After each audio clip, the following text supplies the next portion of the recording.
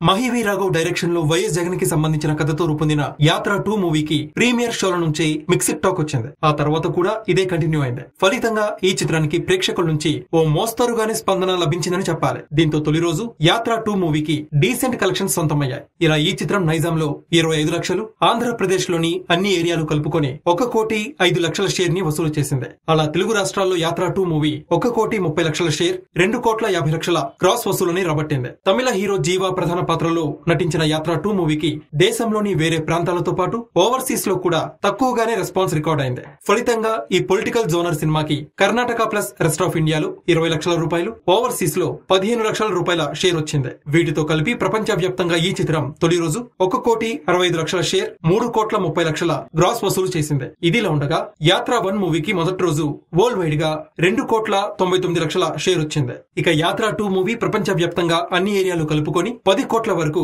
Theatrical business చేసుకున్నట్టు తెలిసిందే. అంటే ఈ చిత్రం 11 కోట్ల రూపాయల షేర్ ని వసూలు చేస్తేనే బ్రేక్ ఈవెన్ టార్గెట్ ని అందుకుంటుంది. మొదటి రోజే దీనికి 1,65,00,000 షేర్ వచ్చింది. అంటే యాత్ర 2 మూవీ హిట్ కావాలంటే మరో 9,35,00,000 రూపాయల షేర్ వసూలు చేయాలి. మరి యాత్ర 2 మూవీ బాక్స్ ఆఫీస్ వద్ద హిట్ అవుతుందా, యావరేజ్ అవుతుందా, ఫ్లాప్ అవుతుందా అనుకుంటున్నారో కామెంట్ సెక్షన్ లో పంచుకోండి.